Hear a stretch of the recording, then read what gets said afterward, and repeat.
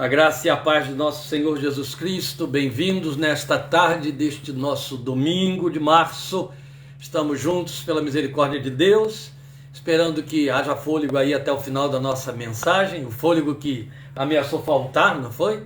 Na semana que passou agora, na quinta-feira. Mas ontem, mesmo sem ele, ainda ministramos aqui para os irmãos que estavam conosco no nosso culto presencial, que foi gracioso, abençoado. Irmãos de vários lugares aqui, incluindo minhas filhas, né, representando as cidades aqui do nosso interior, gente que veio de longe, Jundiaí, Capitanduva, elas mesmas vindas de Americana, Piracicaba, são todas cidades que estão a bem mais de uma hora daqui, e um grupo de fiéis que vieram de Rio Claro, estão mais pertinho, mesmo debaixo do temporal. Importante que aqui estavam e tivemos um encontro cheio da presença de Deus, singelo, gostoso, aquele cumprimento da promessa que não falha do Salmo 133. Eu louvo a Deus porque são momentos ricos, inesquecíveis e que deixarão marcas para sempre. Um dia viveremos só da memória deles, isso é inevitável. Eu mesmo tenho uma carga muito grande de memória da vida e comunhão com a igreja do passado, né? A igreja da minha juventude, a igreja da minha adolescência, da minha juventude, a igreja dos meus primeiros pastoreios. Isso tudo deixou marca de saudade, há memórias de grandes encontros, de grandes acampamentos. Essas memórias desses encontros, desses acampamentos, elas acabam nos fazendo descobrir que as marcas estão todas lá dentro, que algo foi semeado, plantado, ficou, que Deus cumpriu a promessa do Salmo 133. Estão reunidos os irmãos, ali ordenarei sobre eles a minha bênção. O crente só ganha quando ele está na presença do Senhor e buscando a sua presença. Fomos chamados para isso, meus queridos. Não temos outro lugar, não temos outro espaço. Os outros são acidentais, entende? Mas os encontros com Deus são a inevitabilidade da nossa vida de fé. Sem ela morremos espiritualmente. Vamos definhando sem nos dar conta. É como a inanição de quem vai sendo mal alimentado e pensa que está farto. A própria Bíblia já adiantou-se para dizer para nós que a alma farta pisa o favo de mel. Pode ser mel e ele pisa. Mas a alma faminta, até o amargo é doce. Com isso introduz o nosso encontro desta tarde, cuja proposta, nosso tema, prometido, falhando aí já há várias semanas, porque no primeiro domingo a falha foi por conta da queda de energia que tivemos, no seguinte adoecemos abruptamente e ainda estamos aí, né, nos escórios da enfermidade, que teve vários altos e baixos esta semana. Mas hoje, graças a Deus, aqui estamos, podemos então defender o nosso tema, encontro e compromisso, como você leu aí.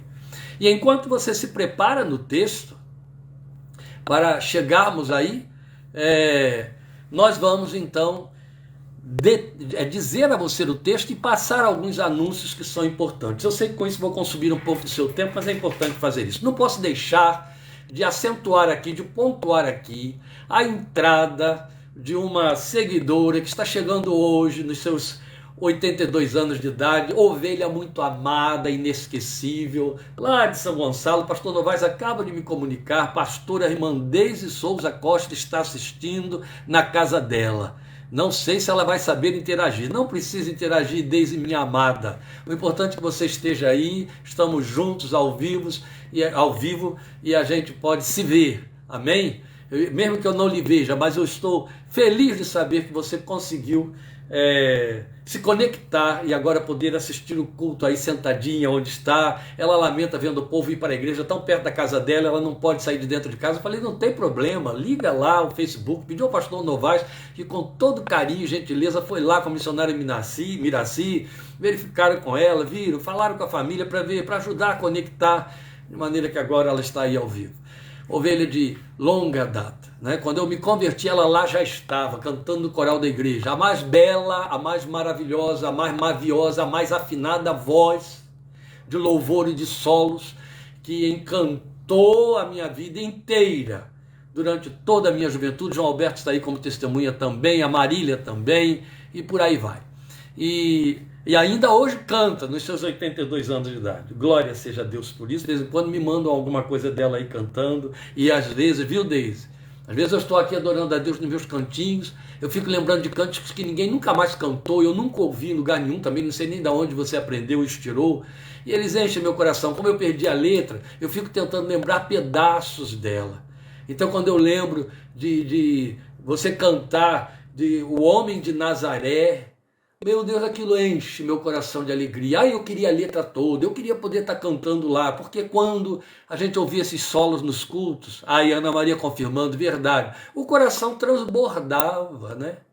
Que lindo, que grande reunião se encontrava ali, da colina se achava ao pé, um homem humilde falava ali, Jesus de Nazaré, vi cego em momentos tornar a ver, aleijado se pôr de pé, ele é o caminho, o real prazer, Jesus de Nazaré, Jesus Cristo meu mestre divino, por ti sempre eu viverei. Estou misturando a letra, Deise, mas é o que está conseguindo chegar aqui na memória, para você ver como me encanta a memória desses cantos. Entende, gente? É disso que eu estou falando. Estes encontros, estas marcas, elas ficam para sempre. Jogá-las fora. Não vou dar títulos a esse tipo de coisa. Mas é um lamento que eu acho que faz anjos chorarem, com toda certeza. Redunda em empobrecimento espiritual que se torna de efeito eterno. Que pena. E fico tão feliz que você está aí, Deise. E a gente pode ter essa grata memória das bênçãos de Deus sobre a nossa vida. Olha como essas coisas marcam, cânticos, não é? Eles marcam. Eu lembro de Leci estar colocando, sempre que eu tinha oportunidade de pregar em São Gonçalo, um coralzinho cantando Em Minha Alma Reina. Mas cantar Em Minha Alma Reina sem o solo da Deise, aí é quase que estragar o cântico, o louvor. Porque tem um solo lá dentro que se destaca que só ela sabia fazer. Não é, Ana Maria? Era lindo demais. Em minha alma reina, ó grande Criador. Oh, minha vida quero entregar, em sincero amor devotar, mostrando a funda gratidão de um fervoroso coração. Ou cantaram isso no dia da minha ordenação, que comemorei agora em janeiro, 40 anos. Faltou esse coral em janeiro. Ai, gente, são coisas que marcam para sempre. Marcam para sempre. Sinceramente, meu grande desejo, olha que sonhos loucos, mas são sonhos deliciosamente loucos. Seria no dia de entrar no céu. As únicas coisas que eu gostaria de dizer, como eu acabei de escrever na poesia, é nada dizer, só ouvir, mas se tiver de dizer alguma coisa, me dobrar diante dele e dizer: em minha alma reina. Ó grande Criador. Esse foi o cântico que marcou minha vida para sempre. Tive a oportunidade de fazer uma campanha evangelística em Niterói. Ana Maria e João Alberto vão lembrar disso. Marília também. E o coral foi cantar antes de eu pregar Em Minha Alma Reina. Não conseguiu acabar de cantar. A presença de Deus encheu aquele clube que ficava bem do lado do prédio da nossa igreja. E o coral não conseguiu continuar cantando. Um por um começou a chorar, chorar, chorar. A presença de Deus dominou, tivemos que dar um tempo, aquele povo parar, se recompor, e a regente então dar sequência, e o coral continuar cantando Em Minha Alma Reina, até o fim. Depois disso eu preguei, meu tio Nininho, que está na presença do Senhor, foi o primeiro que aceitou o apelo, entregou o coração a Jesus naquela noite, em que 33 pessoas, aleluia, 75 pessoas entregaram o coração a Jesus, naquela noite maravilhosa daquele sábado inesquecível. Oh, gente, quem troca isso pelo quê? Fazendo o que da vida se troca essas coisas, não é? Vem para o evangelho e não usufrui nada disso, não corre atrás, não procura, não vive. Sai dele, não valeu a pena entrar. Fez nada lá, não viveu nada lá. É disso que eu vou falar. Por isso essa introdução aqui tão compacta, tão impactante. Já que eu tenho de perder o fôlego, deixa eu já aproveitar e usar o que tenho. Mas eu preciso falar nisso. Encontro de compromisso. Vamos ler Lucas 5, de 1 a 11. Eu prometi aviso. É só dizer a vocês que domingo que vem não teremos a nossa live aqui, porque estarei pregando em São Paulo. Mas você pode entrar no site da Igreja da Fé Cristã, da pastora Letícia. Depois poderemos pôr o link aí, o pastor Fábio põe. Às 11 da manhã de domingo que vem estarei pregando lá. Se você quer participar, se esse horário estará disponível para você, entre no site e assista o culto ao vivo, que será feito em São Paulo. No sábado ele estará dando uma palestra, e então no domingo pela manhã estarei pregando. E então não teremos a live aqui, mas você pode assistir ali. E se você não puder assistir ao vivo, depois você pode entrar no canal da igreja, no YouTube, e lá estará a mensagem daquele domingo. tá bom?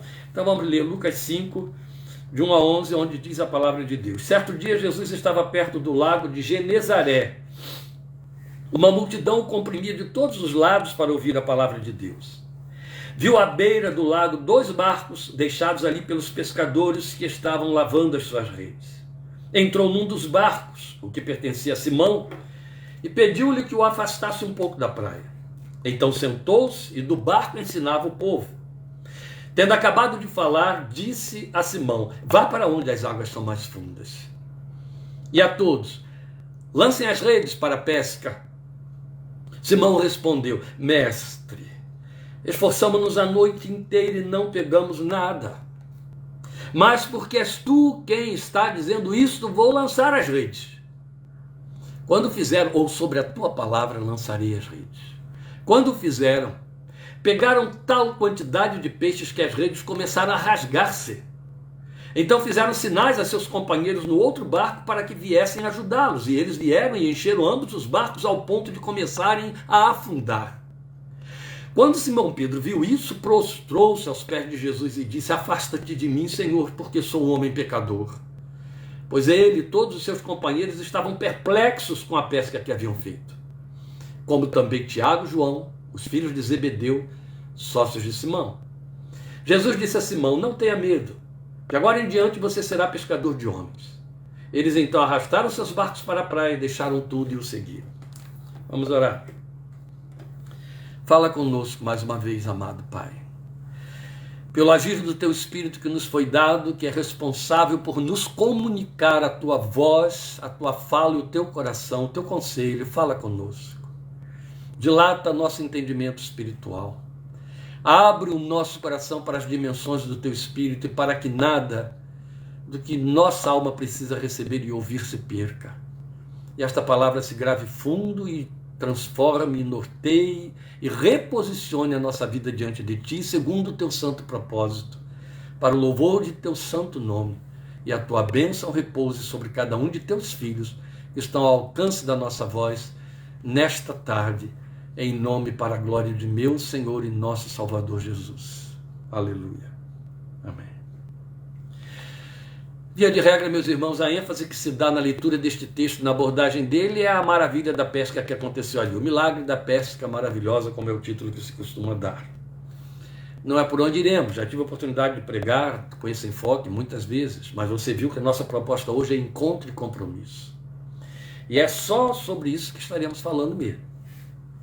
De maneira que tudo que há aqui de extraordinário, de fenomenal, não vai ser abordado. Nós temos um fenômeno muito mais importante do que redes se rasgando por causa do milagre de muitos peixes sendo trazidos para dentro de um barco. Um milagre muito maior do que esse aconteceu primeiro. E é sobre esse milagre que nós estaremos falando agora. Nós poderíamos emparelhar este texto aqui, que acabamos de ler de Lucas 5, com outro de Lucas 19. Aqui é 1 a 11, lá seria 1 a 10. A história de Zaqueu, o encontro de Zaqueu com Jesus. Vocês todos conhecem a história. Mas, na verdade, por conta das semelhanças e das reações que vão corroborar nosso tema. Aqui temos o encontro de Pedro e seu grupo, Pedro e seus associados com Jesus, e mais especificamente de Pedro, que é o personagem que fica em foco, e lá Zaqueu, o publicano, o homem excluído, pária da sociedade dos israelitas, da sociedade religiosa do Sinédrio de Jerusalém. Mas o texto da conversão de Pedro ele tem alguns detalhes mais significativos. Esta é a razão porque o enfoque está no encontro de Pedro, não no encontro de Zaqueu. E é por isso que ficamos com o texto de Lucas 5. Na verdade, esta é a narrativa mais detalhada do que a mesma narrativa que aparece em Mateus capítulo 4, a partir do versículo 18. Aqui há mais detalhes. Lá também é o momento do encontro de Pedro com Jesus. E aqui nós temos, então, esse acréscimo que só Lucas faz, o milagre da pesca inesperada. O nosso realce, então, está no grifo que o texto nos traz desse encontro tão incomum, porque foi um encontro incomum de Pedro com Jesus. Há algumas particularidades que são notáveis. Antes de nós fazermos a aplicação do que podemos aprender nesse encontro, eu quero pontuar aqui para vocês algumas particularidades. O texto diz para nós que havia uma multidão que já acompanhava o Senhor. E Mateus nos informa que essa multidão, muitos dessa multidão, estavam vindos desde a Síria. Eles estavam ali na beira do lago de Genezaré, o lago da Galiléia. Mas já havia uma multidão que estava junto lá, né, aumentando o povo, a quantidade de gente, que já vinha atrás de Jesus desde a Síria, acompanhando Jesus por conta dos muitos milagres que já o haviam visto fazer lá, com cura de cegos, de aleijados, etc. Então, por conta daqueles muitos milagres. Mas o momento agora não é de um milagre ou de milagres. Com toda certeza eles vieram em busca de milagre. Mas no momento em que ele chega ali no sítio, naquele ambiente, local de trabalho de Pedro, Tiago, André e João, e na ordem, então, Pedro e André, Tiago e João, porque estamos falando de irmãos de pais diferentes, ou de filhos, né, de outras famílias, duas famílias diferentes. Ali o que vai ocorrer, o único milagre que ocorre é a pesca no fim de uma pregação. Então o propósito ali foi pregação. Agora ali o propósito não era milagre. O milagre vai ocorrer logo em seguida. Mas na verdade o que está acontecendo agora é um momento de pregação. Jesus se detém para ensinar o povo. E o povo para ouvir. E ele faz isso desde o barco de Pedro. É um encontro inesperado. E nesse encontro inesperado, Jesus toma a dianteira e decide pedir o barco de Pedro emprestado para fazer de púlpito e para poder pregar ao povo. Então, após falar, ele se volta para Pedro e aí orienta Pedro a ir pescar de novo. É um acréscimo que a gente poderia assim dizer, desnecessário. Por quê? Porque o texto diz que quando Jesus chega ali, eles já haviam encerrado a sua função do dia de pescadores, ou da noite. A verdade é que eles tinham passado a noite toda pescando, como é muito comum aos pesqueiros e pescadores. E aí, eles estavam lavando as redes, recolhendo as redes, não haviam pescado nada, e Jesus faz então o que cabe. O barco está ocioso. O Senhor diz, põe ele ali de volta na água e eu vou usar. E aí ele fica no púlpito pregando para o povo. Terminou de pregar, era descer e dizer, obrigado, Deus te abençoe. Mas ele olha para eles e diz, não, leva o barco de volta lá para o fundo da água e vamos compensar aí o que faltou. Entende? Foi uma iniciativa do Senhor, não programada, não pretendida, não esperada, ninguém intentou tal coisa, o povo está acostumado a vê-lo a fazer cura. Agora, multiplicar peixe, fazer peixe, multiplicar peixe veio depois, fazer peixe aparecer do nada e encher a rede. Não era este o programa, é isso que eu quero dizer. O programa era estar ali, pregar para o povo, ensinar o povo e escolher o barco de Pedro. Então o milagre ocorre. E a atitude de Pedro é exclusivamente dele. O texto não diz que os outros também tiveram essa reação. Mas, de alguma forma, ela parece responder ou falar pelos seus sócios. Por quê? Porque quando Pedro responde ao que Jesus fala, os outros o acompanham. Isso é tão lindo. Entende? Aliás, isso se repete na história de Pedro no colégio apostólico muitas vezes. Pedro fala pelo grupo. É como se todos estivessem dizendo, você é o nosso porta-voz, responde por nós. Toma a iniciativa, pergunta para ele. Que lindo. Eram sócios, entende? Eles eram sócios, eram 4 sócios. Ali havia uma sociedade de pescadores. Então eram em 4. Pedro e André, filhos de Jonas, João e Tiago, filhos de Zebedeu. A indústria de pesca, o pesqueiro, pertencia aos pais dos 4. Eles eram os auxiliares de seus pais. É interessante que os textos bíblicos mostram essas coisas para nós. Mas o que ocorreu para além do milagre? E este é o propósito do nosso encontro esta tarde, em cima deste texto. Exatamente sobre o que vamos pensar. Daí, eu aproveitando a presença da Deise para poder evocar a memória dos encontros. Ora, além do milagre, o que ocorreu foi isso. Um encontro, um chamado e uma resposta, que nós estamos chamando no nosso tema de compromisso. Encontro e compromisso. Encontro, chamado e resposta. Encontro, chamado e compromisso, que é a resposta. A resposta é compromisso. Se a multidão que se achava ali, vinda desde da Síria, mais os demais chegaram das redondezas, teve um encontro, isso eu não posso dizer a vocês, de jeito nenhum. Porque nada se ouve acerca de uma resposta. Então, se não houve resposta, questionemos se houve um encontro. E por aqui eu já estou dirigindo você em cima do pensamento do texto, do que o texto comunica para nós. Se a proposta do texto que lemos nos comunica que, havendo um encontro, há uma resposta, há possibilidade de, não havendo resposta, não ter havido encontro, ou o encontro ter sido unilateral. Pronto, e assim eu já expliquei muita coisa. Só espero que você grave isso, porque eu posso não voltar a esse termo, mas você vai entendê-lo ao longo da nossa exposição. Então veja bem, com aqueles 4, a partir de Pedro, com certeza houve o encontro, porque houve uma resposta. Então eu entendo como um encontro de duplo aspecto, e nunca vai ser diferente, nunca foi diferente, nunca será diferente com ninguém. Cristo e Pedro. Encontro subentende 2 grupos. Encontro subentende 2 pessoas. Existe aí a linguagem de terapia, né? Encontro consigo mesmo.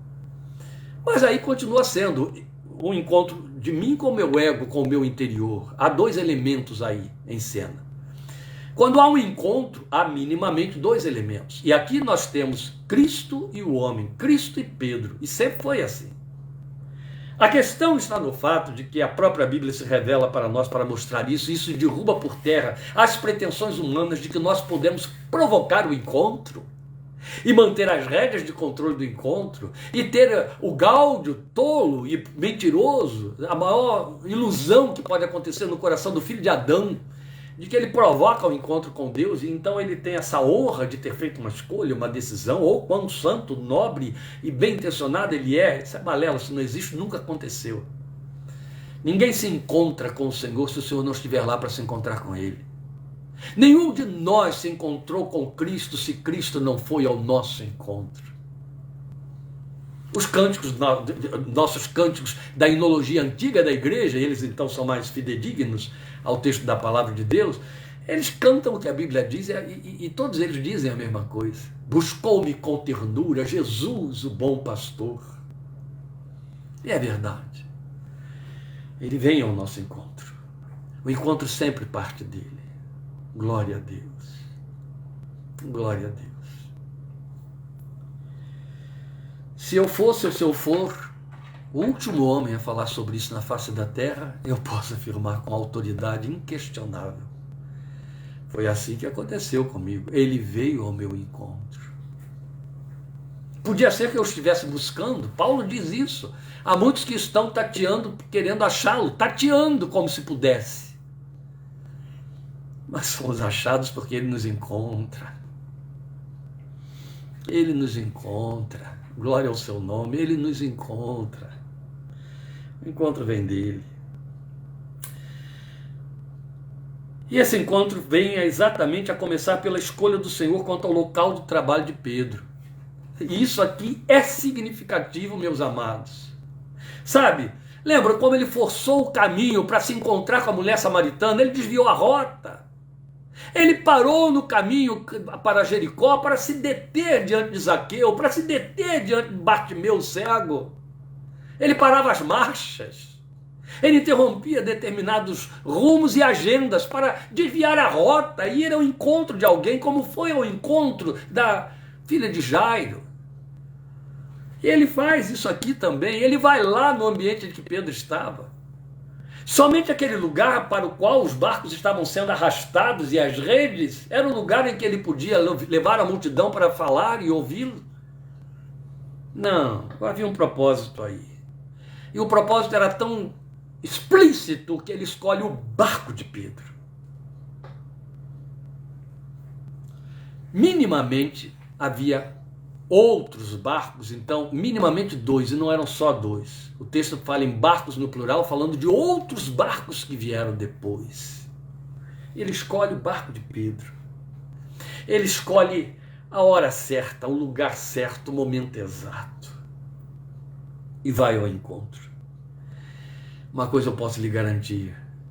Exatamente porque há o encontro, ele nunca faltou ao encontro. Nem vai faltar.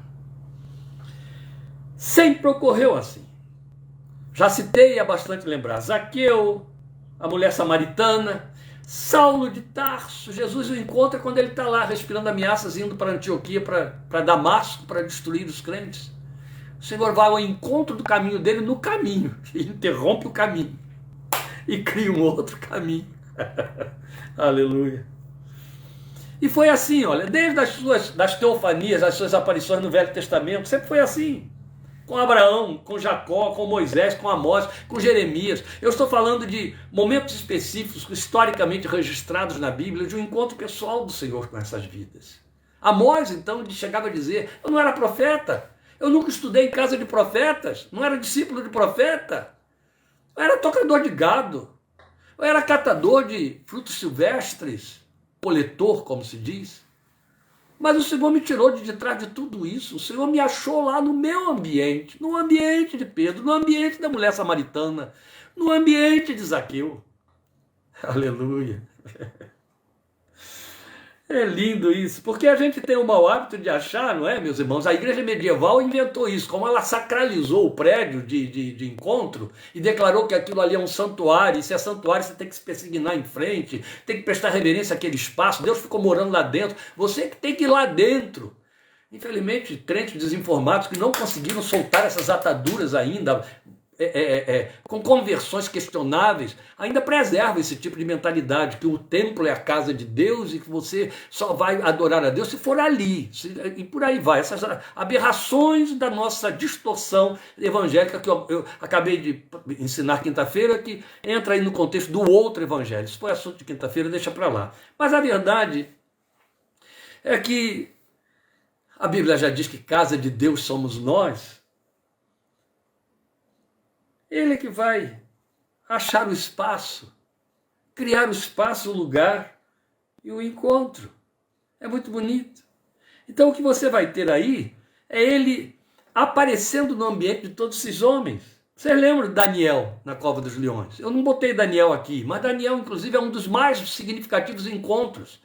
Porque Daniel estava no ambiente da morte, do desespero, e ele encontrou Daniel ali.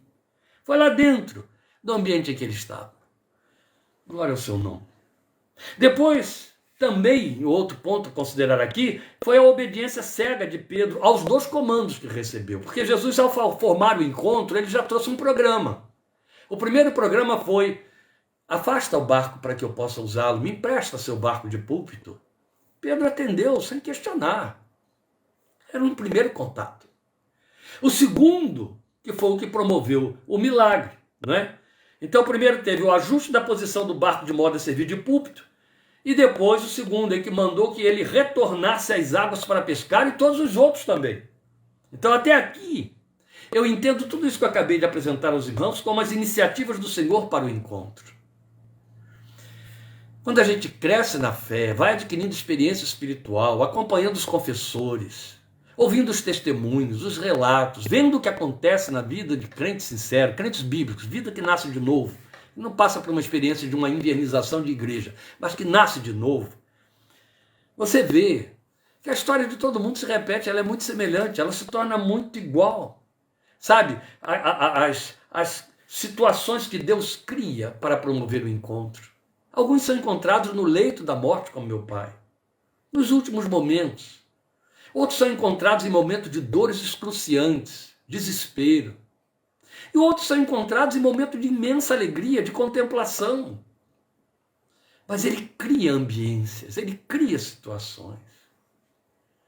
Eu lembro que isso, eu acho que eu escrevi, já nem lembro, acho que eu nunca mais li o livro, no meu livro Faça-se Luz, acho que eu narrei isso, e aí eu não sei se narrei com todos os detalhes, mas eu lembro, o Fernando é testemunha disso, que foi ele que me evangelizou, a experiência só diz respeito a nós dois, que quando o Fernando marcou um encontro meu com ele, para ir na casa dele conhecer seus pais, passar uma tarde com eles lá, e ele já com a má intenção, estou pondo entre aspas, de me evangelizar, porque ele estava jogando a rede, o Fernando marcou o ponto de encontro para ir para a casa dele, no terminal rodoviário de Niterói, não terminal rodoviário, é rodoviário, terminal dos ônibus de Niterói, porque eu não sabia ir lá para o bairro dele, não sabia nem onde ficava. Aí ele disse, desce do seu ônibus ali e fica me esperando que eu irei lá. Ele morava em Ponta da Areia, Portugal pequeno, eu irei até lá, encontro você e levo você para minha casa. Marcamos a hora certa. Era 1 da tarde, foi a hora marcada. Logo depois do almoço. 1 da tarde, como a vida inteira sempre fui e fiz, eu estava lá pontualmente. Em pé, sem saber de que direção o Fernando vinha. Eu não conhecia nada, nem de Niterói, imagine, não sabia nem que ponto daria ficar para a esquerda. Estou lá em pé esperando Fernando aparecer. E o tempo foi passando. 1h, 1h15, 1h30, 1h45, 2 da tarde, 2 e qualquer coisa, 2h30, e eu em pé ali, ó, parado, esperando. Daqui a pouco me aparece um português compridinho, correndo que nem um louco, correndo. Quando chega perto de mim, oh, graças a Deus, eu não acreditei que você tivesse continuado a me esperar. Nunca me atrasei tanto na vida, aconteceu isso, e foi descrevendo tudo para se desculpar. Eu fiquei esperando o Fernando por mais de 1h30 em pé, não arredei pé, não fui embora. Não sei quem foi que me fez ficar acreditando que ele ia chegar, e ele chegou, esbaforido, correndo. E aí eu fui para a casa dele, passamos lá à tarde, tomamos o lanche da tarde, saí de lá quando a noite estava começando e a minha vida já não era mais a mesma. Glória a Deus, aleluia. Quem me prendeu ali? Quem inventou aquele encontro, aquele momento? Quem veio ao meu encontro foi o Fernando. Fernando foi o vaso. Mas era ele, no Fernando, através do Fernando, vindo ao meu encontro. Oh, glória a ti, meu Senhor. Oh, glória ao teu nome. Aleluia. O encontro redunda na confissão de Pedro, que à vista do milagre reage, expressando: afasta-te de mim, sou pecador. Como isso aqui é significativo, meus queridos. Porque os judeus não se confessavam pecadores, sabiam disso? E temos um judeu legítimo aqui. Os judeus tinham 4 facções religiosas, 4 seitas: fariseus, saduceus, herodianos e os zadoqueus, aos quais pertencia Pedro, que eram os mais beligerantes. Nunca esqueçam que quem puxou a espada foi Pedro, né? Os zelotes. Pedro pertencia aos zelotes. Você imagina um zelote se confessar pecador? Nunca. Não é só. Primeiro que havia um padrão na teologia daquela gente que valia para os 4. Pecador é gentio. O gentio e o publicano são pecadores. Nós somos os justos, somos do povo de Deus. Imagine um Pedro. Vocês vão lembrar que até Paulo, vocês vão ouvir isso de novo no estudo de Gálatas, teve que resistir a ele quando ele titubeou diante dos gentios.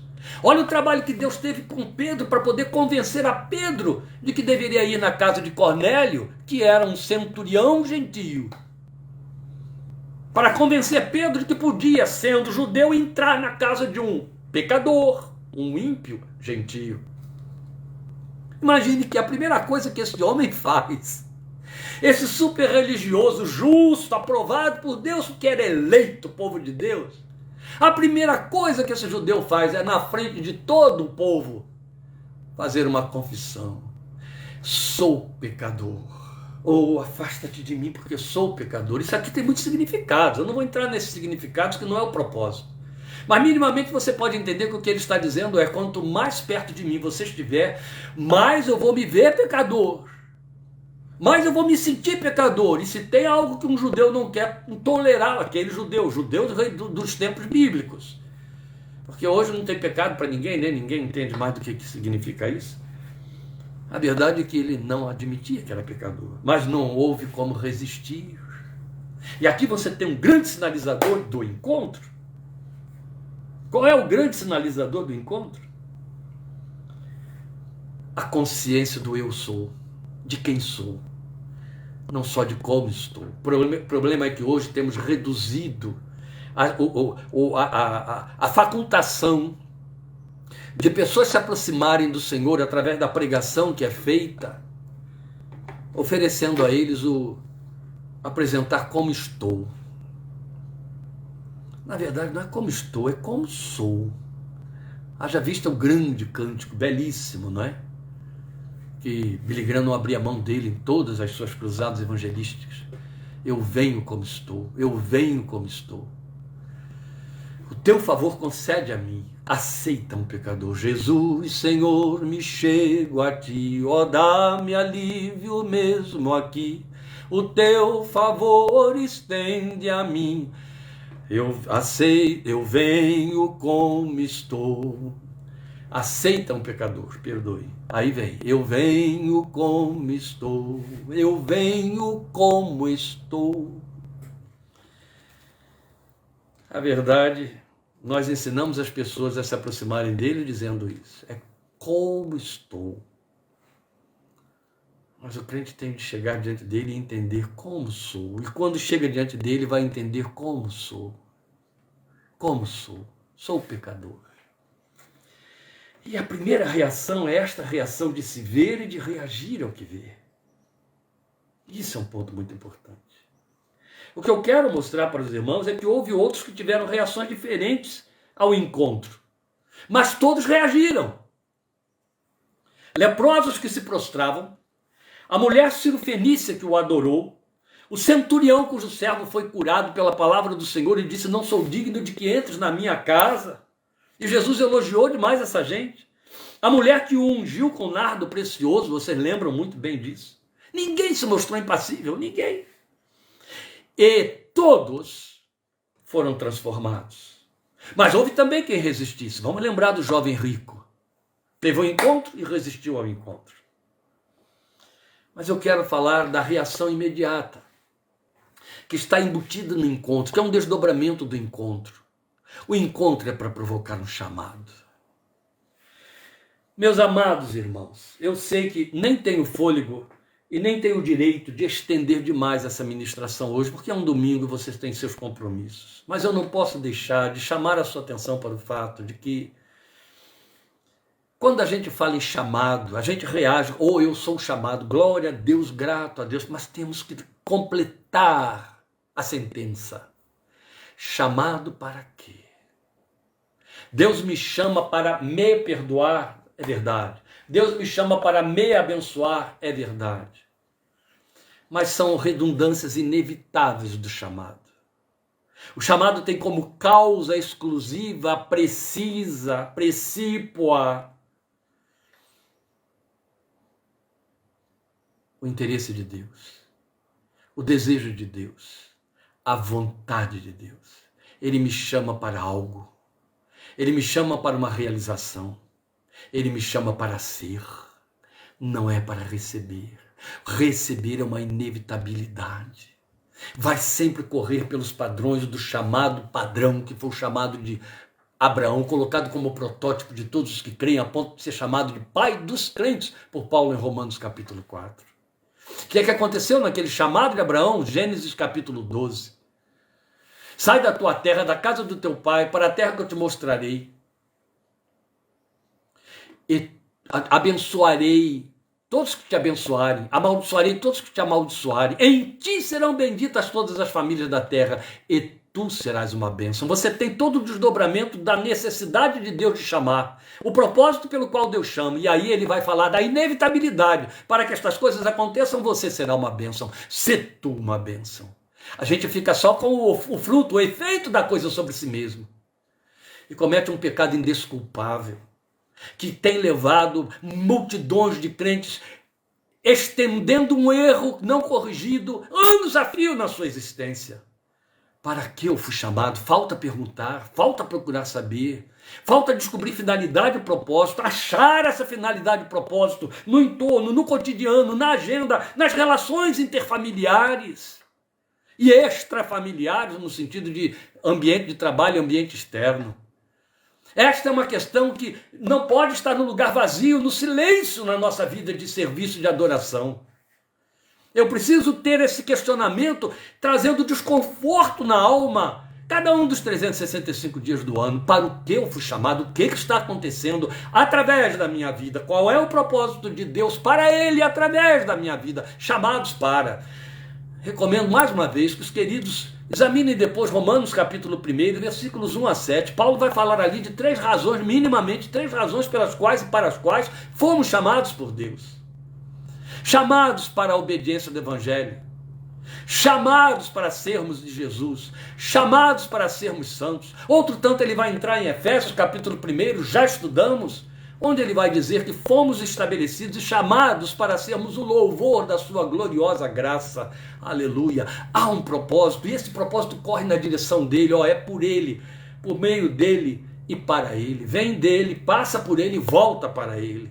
Não vem para mim e para dentro de mim. Esse tipo de confissão não existe. Essa é uma religião falsa. É um evangelho torto. É um evangelho que só seduz, mas que não tem utilidade nem objetividade, não tem propósito espiritual e permanente.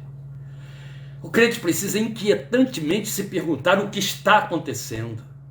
O que está funcionando através da minha vida como filho do reino, como filha do reino. Um coração em cujo interior o Espírito Santo habita.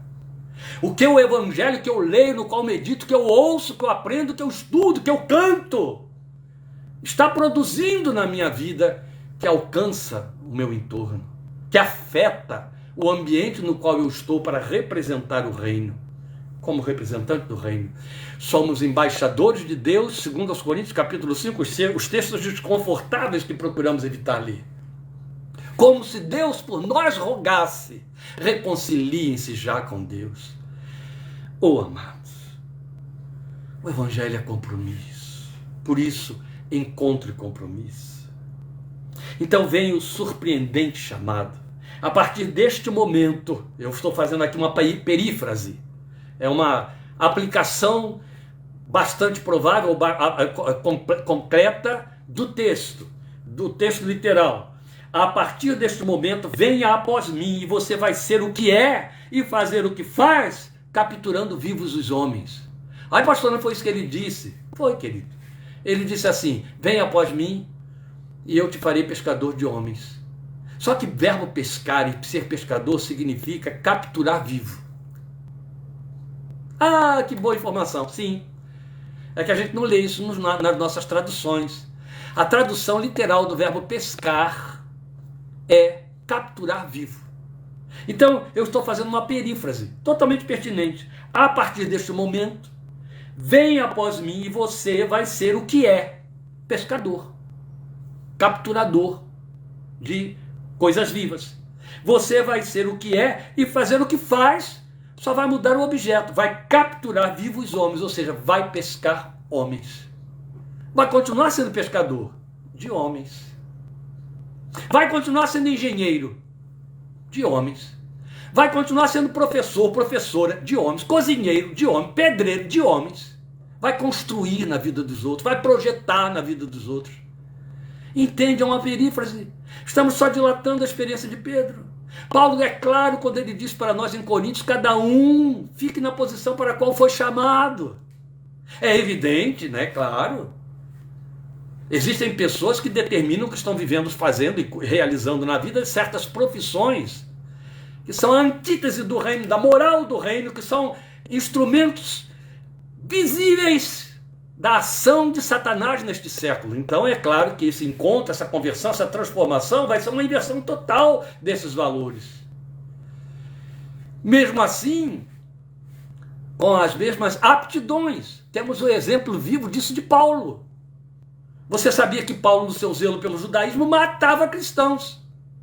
Agora você está aprendendo em Gálatas que o zelo continuou lá, mas para produzir vida, exortar, defender o evangelho, defender o que está correto, o que está nobre, com a mesma força, com a mesma intensidade, com a mesma paixão, fazendo o que é correto agora. Entende? É por aí. O que eu quero dizer aos meus queridos é que há uma resposta firme, imediata e redonda que Pedro dá e seus companheiros acompanham, deixando as redes e os barcos o seguiram. Pedro não perdeu sua característica de pescador. Outro tanto, ele continuou sendo pecador. Claro, mas um pecador que, perdoado, seguia Jesus. Isso não quer dizer que eu me torne um beato, porque eu me tornei crente em Jesus. Mas um pecador perdoado.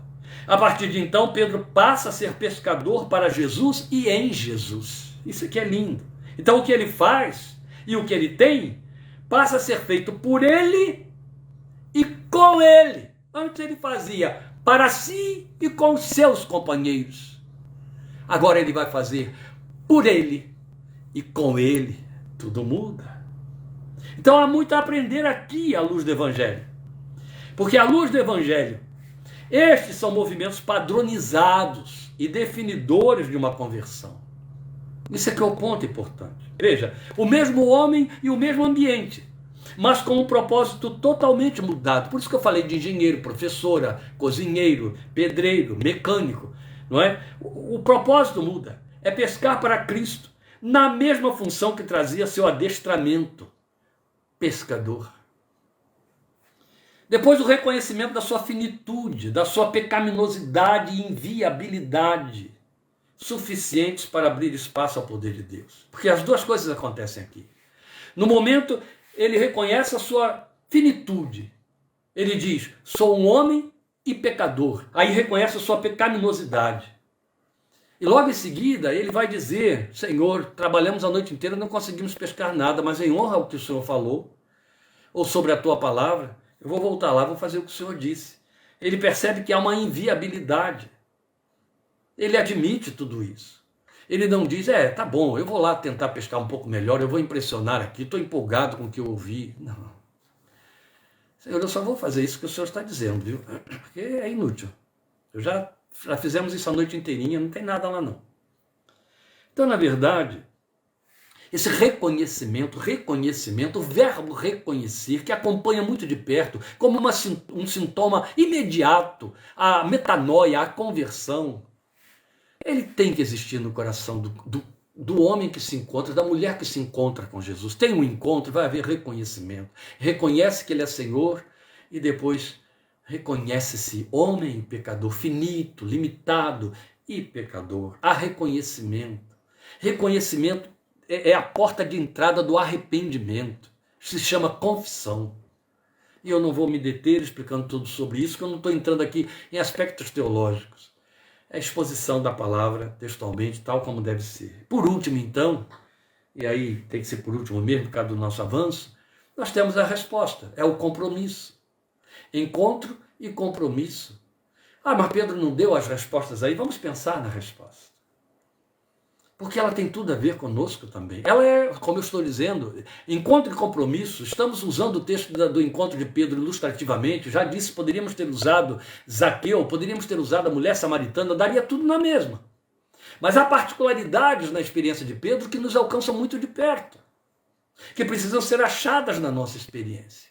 E o meu propósito a partir de agora, no fechamento desta mensagem, não é levar você a entrar em confusão e dizer, estas coisas não aconteceram comigo, então não houve um encontro. Você sabe que houve. É para que você se afine. É para que você se adore ainda com mais intensidade ao reconhecê-las. Ou corrija aquilo que está fora do lugar. Então vamos lá. Qual é a resposta? A resposta significa compromisso. Foi uma resposta? Foi, mas comprometedora. E aí você percebe que isso aqui tem tudo a ver com aquilo que eu acabei de falar sobre o chamado. O chamado foi feito para ele, por ele e para ele. Pescador com Jesus e para Jesus. Por isso que a resposta é comprometedora. A resposta é um compromisso, a resposta não é uma recepção. O problema é que nós estamos há muito tempo, né? A gente quer ampliar salões de culto, a gente está há muito tempo aliciando pessoas com propostas do Evangelho que, ainda que sejam verdadeiras, não são a centralização da verdade. Elas são a periferia da verdade. O Evangelho não te alcança para resolver as encrencas da sua vida. O Evangelho te alcança porque Deus tem um propósito e um pensamento mais nobre para a sua existência, pela qual Ele te criou, te chamou à cruz. Foi o que Ele disse através de Jeremias. Eu é que sei que planos eu tenho para você. Planos de te fazer bem, que você não conhece, e dar a você aquilo que você espera. Mas eu tenho planos. E os meus planos não são para, eu vou fazê-lo prosperar e testemunhar por aí que quem está comigo... Cuidado com isso. O plano dele é eterno.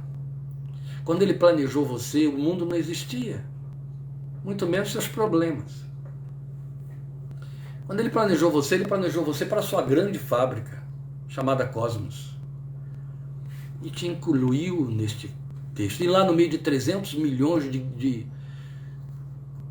de segmentos fertilizantes no ventre de sua mãe, ele fez com que um só prevalecesse. Era você o escolhido, por isso você está aí, nasceu. E aí ele te achou em Cristo. Efésios 2:10. Efésios 2:10, pois somos feitura dele, criados em Cristo Jesus para as boas obras que ele preparou de antemão, preparou nos dias da eternidade para que andássemos nelas. Para que um dia o Evangelho pudesse entrar na sua vida e cumprir o grande e eterno propósito. Cristo em vós, esperança da glória, esperança para os que estão à volta. Como nos comprometemos, como estamos comprometidos, e que glorioso compromisso é saber que fui eleito para o plano de Deus. Então não é mera resposta, é um compromisso na resposta. A resposta para ser seguidor a partir do encontro. Não há como continuar com os mesmos determinantes. Amados, Senhor Jesus, pelo teu Espírito, abre o entendimento de teus filhos para entenderem a aplicação de cada uma destas palavras agora. Não há como continuar com os mesmos determinantes. As pessoas levam seus filhos para dentro da igreja para que possam ser filhos mais abençoados nas suas conquistas temporárias, nas faculdades, nos projetos, nas empresas e etc. E a Bíblia não diz que isso se chama frutos eternos, e a Bíblia diz que Jesus nos chamou para darmos frutos eternos. Isso faz toda a diferença. Não tem porquê e como continuar com os mesmos determinantes, ainda que mudem os meios. A causa se torna mais elevada. Perdoe, queridos. O alvo, o objeto da proposta da ação na vida se torna Cristo. Tudo muda. Ele se torna a razão. Você já se apaixonou? Eu já. Por isso que eu estou casado há 35 anos, glória a Deus, continuo apaixonado. Meu Deus! Eu e ela, graças a Deus. O que acontece com quem se apaixona? Meu pai. Se está passando sozinho pela rua, entra numa bombonière, compra o bombom porque está querendo comer o bombom, mas quando bota o bombom na boca, fica pensando, mas e ela? Eu tenho que levar isso aqui para ela também. Eu tenho que dividir com ela. Se veste uma roupa, se põe um perfume, não está mais se enfeitando na frente do espelho para si mesmo. É para que ela veja, para que ela sinta o cheiro do perfume. Você sabe disso. Faz parte das nossas realidades sensitivas, sensoriais e psíquicas. E a paixão leva a querer estar junto, querer ter um encontro, agradar. Não é assim? Nem tudo é perfeito nessa paixão. Aos arranca-rabos. Mas depois corrige-se tudo porque a paixão prevalece. Tem algo por detrás dela que se chama amor, identidade. A questão é que a partir dali tudo muda. Eu costumava dizer, porque graças a Deus já tem tempo e espero continuar até morrer, não tendo mais que fazer casamento nenhum, que é uma cerimônia que eu não gosto de fazer, que é muito cansativa, gente, muito formal. Com isso eu já estou dizendo aí, se você tem filho para casar, não me convide para fazer o casamento, não. Então, me livre disso. Convida outro, tem gente aí mais novinha, mais preparada, mas me deixe fora disso. A verdade é que toda vez que eu preparava alguém para casar, ou fazia a cerimônia do casamento, eu jamais deixei de dizer uma coisa. Acabou eu, gente. A partir de agora é nós. Nós. Mas na verdade isso já deveria estar acontecendo desde os dias do namoro, né? Nós. Você não pensa mais por si. E depois que vem os filhos, multiplicou o nós. Pluralizou o nós. Você fica em função do outro. A vida é em função do outro. O que você compra compromete o outro. O que você vende compromete o outro. E por aí vai. É o outro, o outro, o outro. Não é por menos que a Bíblia cria como alegoria o encontro de mim, entre mim e Cristo, de Cristo comigo como casamento. Eu, a noiva, ele, o noivo, o esposo, a noiva e a igreja. O Espírito e a noiva dizem vem. E Paulo diz, este é um grande mistério. Falo de Cristo com a igreja. Para falar do marido como cabeça, da mulher como corpo, dizer, você é o corpo de Cristo, ele é o seu cabeça. Você está casado com ele. Ele está te apresentando para Deus Pai como noiva pura, preparada. São símbolos magníficos e verdadeiros, belos. Por isso a pertinência de eu ter colocado aqui a questão da paixão. É o outro. E esse outro é Cristo. Você casa com ele, apaixona-se por ele. A partir daí é ele. Respira ele, pensa nele, se perfuma para ele. Canta para ele, canta para ele. Não, eu contava para os irmãos aí, lembrando, não vou repetir não, gente, especialmente vocês que estiveram ontem aqui, não se assustem. Uma vez eu ouvi o Espírito de Deus dizer claramente no meu coração, canta, canta, canta para mim. Só ele que tem ouvido para suportar isso, mas ele tem. Eu não sei o que ele consegue fazer, mas a Bíblia diz que da boca dos pequeninos ele alcança, ele encontra, ele tira o verdadeiro louvor. Às vezes o pequenino só tem o vagido, às vezes o choro irritado, e ele está tomando como um verdadeiro louvor. Por que o crente cantando não? Mesmo que seja eu. A verdade é que é para ele, tudo muda. Não há como continuar com os mesmos determinantes. O nome disso é paixão, ainda que mudem os meios. O alvo mudou. O alvo, o objeto da proposta da ação na vida se torna Cristo. Isso é compromisso. O indivíduo sai do centro. Irmãos, ore pela libertação de seus parentes, jovens, velhos, os que estão chegando, os mal convertidos, os pouco convertidos, os psicologicamente convertidos, ou seja, estão na igreja e não nasceram de novo. Eles estão no centro. Ensinaram a eles a irem para a igreja para buscarem a bênção, corrigirem os problemas que estão sofrendo. Ore por mim, cuide de mim. Não, o indivíduo sai do centro. O que fazemos não é mais para o mesmo fim de antes. Eu não vou à igreja para sair de lá com uma bênção. Eu venho buscar minha bênção. Jesus tem bênção para dar. Não estou debochando. Eu estou mostrando aos irmãos que nós induzimos o povo a entender desta maneira distorcida. Não, é a teologia de João Batista, é a teologia de Paulo de Tarso, meus amados irmãos. Convém que ele cresça e que eu diminua, não mais eu, mas Cristo em mim. Agora vivo, não eu mais, a vida que eu tenho no corpo, eu a vivo pela fé no Filho de Deus que me amou e a si mesmo se entregou por mim. É Cristo, é Cristo.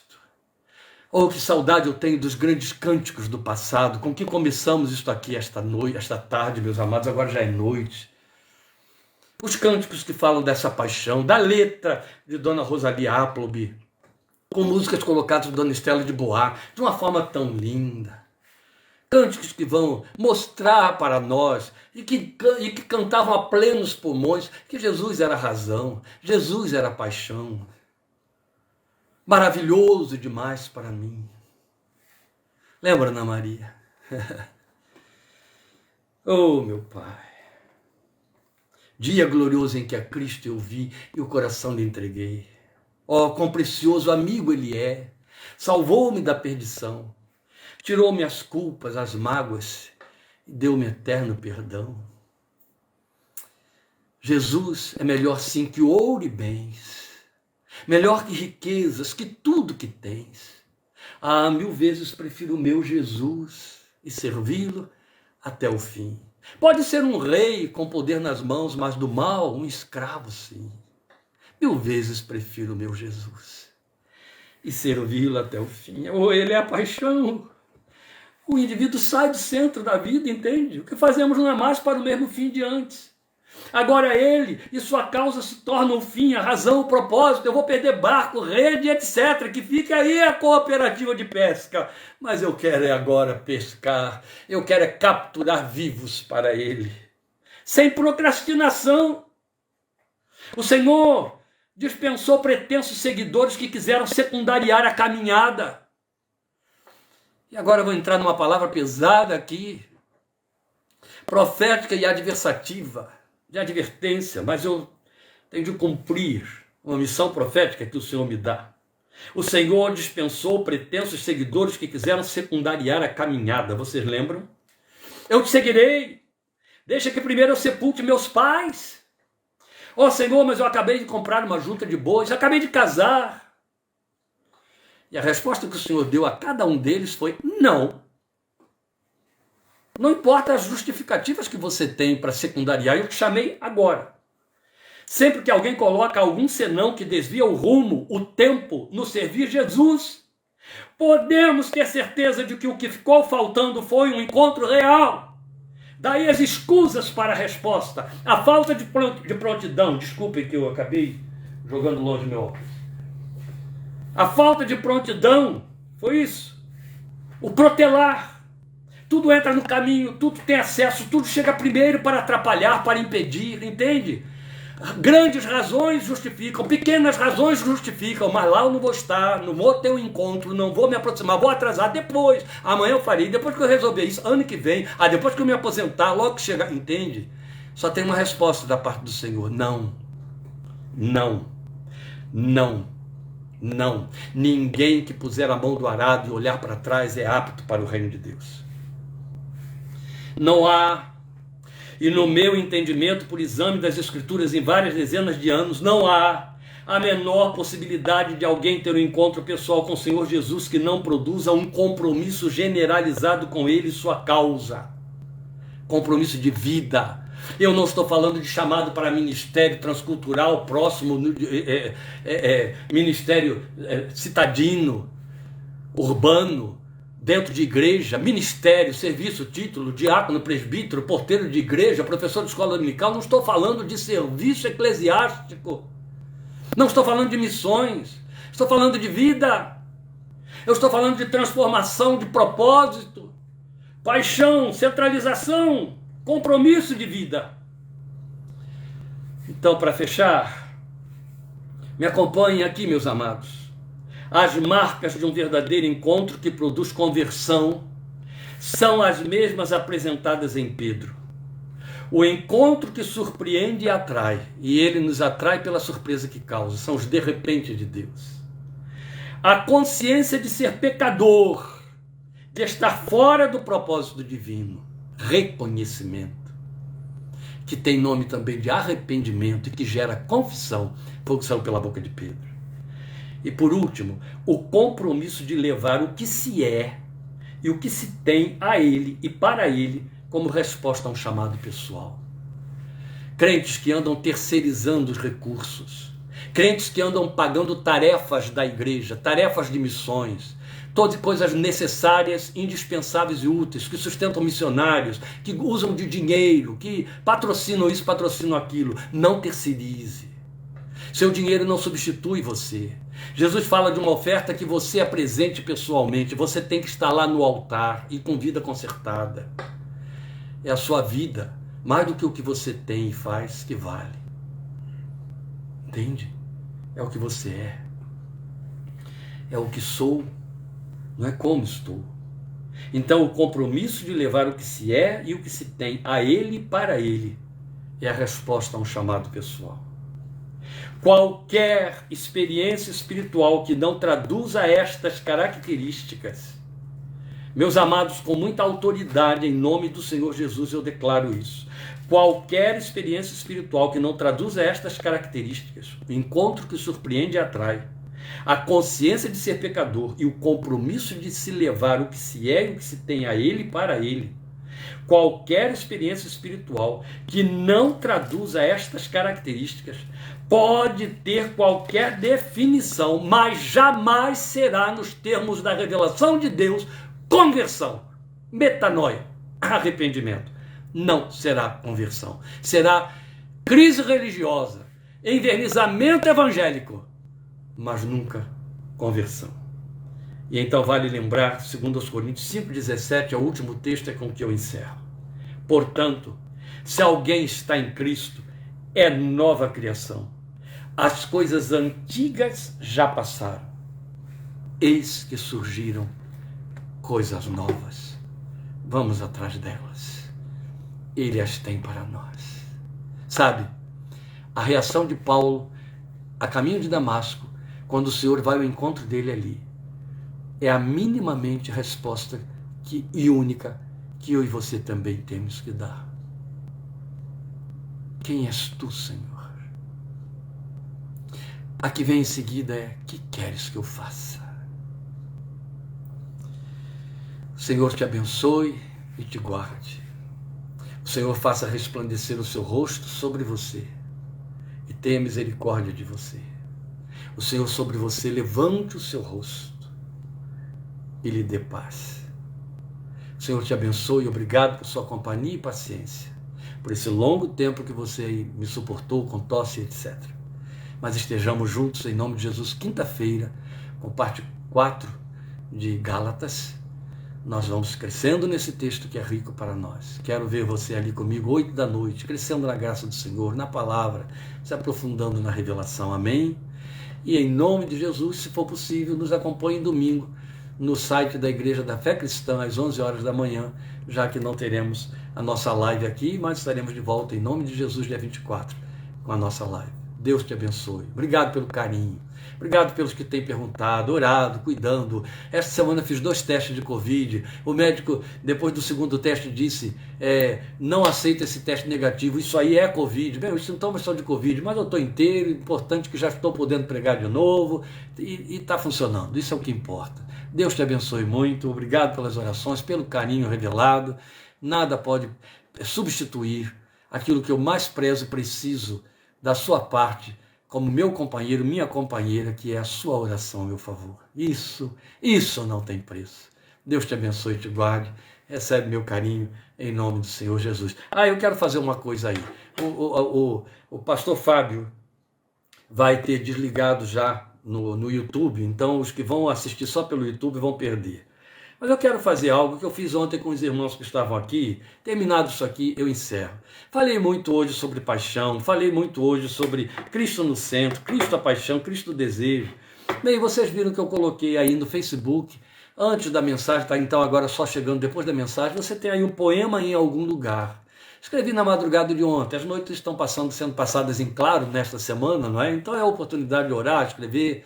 E Deus botou no meu coração o texto de Salmo 17,15, quando acordar eu me satisfarei com a tua semelhança. Mas a Lília costuma dizer uma coisa para mim: ninguém lê melhor o texto de uma poesia do que quem escreveu, porque fala conforme sentiu, pensou. E quando essa poesia foi escrita, que Deus encharcou meu coração na madrugada de sábado, ela era um cântico na minha cabeça e no meu coração. Então ontem eu li para os irmãos aqui, e eu vou encerrar lendo. Você tem ela aí, você já leu, mas agora você vai ouvi-la na ênfase com que ele pôs no meu coração. É o meu cântico. Eu quero que você guarde isso com você, tá bom? Vai atrasar você só mais um minutinho. Eu me satisfarei da tua semelhança. Quando acordar, eu me satisfarei com a tua semelhança. Salmo 17,15. Quando eu acordar, me satisfarei ao ver a tua semelhança. Para além do véu, ali está. Ultrapassado o véu, o céu, teu lar, vida e bonança. Eu chegarei aí, Abba, meu Pai. Atravessado o véu, eu te contemplarei. E quando eu chegar, nada direi. Quero apenas contemplar, teu rosto ver. E se disseres, mais perto, vem. Eu falarei, oh não, meu rei, aqui está bem. E se insistires dizendo, lembras-me, Pedro, não mais? Direi de pronto, tu és como és. E isto é tanto, é muito, demais. Da porta já estou além. Basta a glória dos teus pés. Mas tu não deixarás, bem sei, que eu fique ali vacilante, tal como no distante dia, ou no dia distante, em que tão longe foste desde o teu lugar para me tocar. Agora já tão perto, me tomas nos braços. Estou neste chão, meu rei, sem forças para te olhar, mas encantado. E os meus olhos, fascinados, querem tudo ver de uma só vez. Romperam-se todos os laços, e sem nenhum embaraços eu toco tua pez. Eu irei, meu Abba, e te contemplarei. Disseste que verei como sou visto, mas nada direi. Só quero ouvir, vim para isto, ouvir como tudo se fez. Não haverá palavras, pois o novo coração, tudo que tem a dizer, transbordará em canção. E eu cantarei a ti um cântico novo, meu canto infinito, que proclamará, meu Senhor bendito, estou no teu céu, contigo unido, para sempre junto do meu companheiro, meu Emanuel. Aleluia. Ele te abençoe. Em nome de Jesus.